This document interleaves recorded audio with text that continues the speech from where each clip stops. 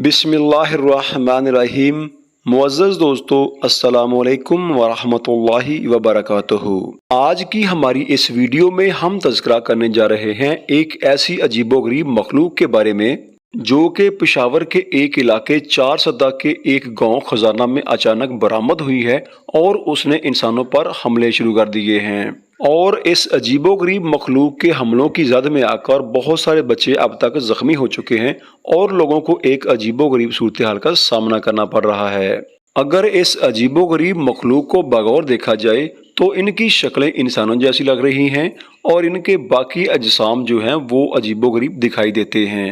कुछ लोगों का कहना है कि बारिश के दौरान ये अजीबोगरीब मखलूक आसमान से बरामद हुई है और इसने आते ही लोगों पर हमले शुरू कर दिए हैं। कुछ लोगों का कहना है कि ये सिर्फ एक जोड़ा था जिनमें से एक सामने आकर इंसान को अंगेज करता और दूसरा हमलावर होकर जख्मी करता था, जबकि कुछ लोगों का ये भी कहना है कि ये पूरा गौल था जिसमें से इन दोनों को जो तस्वीरों में नजर आ रहे हैं मार गिराया गया है, जबकि बाकी अभी भी दाएं बाएं मौजूद हैं।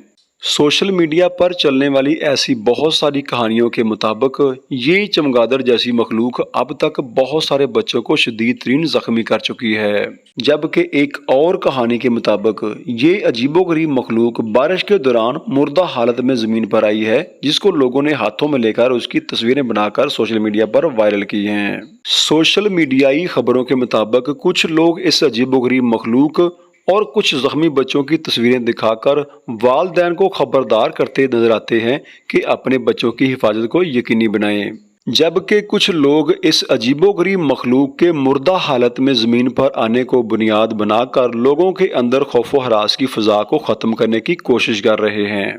अभी तक किसी भी सरकारी या नीम सरकारी इदारे की तरफ से इस अजीबोगरीब मखलूक के वजूद, इसके हमले और लोगों के जख्मी होने के बारे में किसी किस्म की कोई स्टेटमेंट भी सामने नहीं आई है।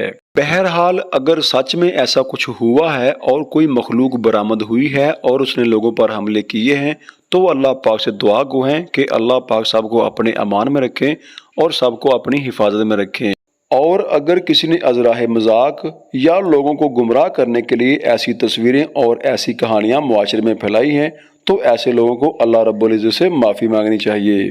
तमाम ख़वातीनो हज़रात से गुजारिश है कि बिला तहकीक किसी भी बात या कहानी को आगे शेयर मत करें जब तक कि आप उसको आंखों से ना देख लें या आप खुद उसकी तस्दीक ना कर लें। अल्लाह पाक आपका और आपके अहल व अयाल का हामी व नासिर रहे। अस्सलामु अलैकुम व रहमतुल्लाहि व बरकातुहू।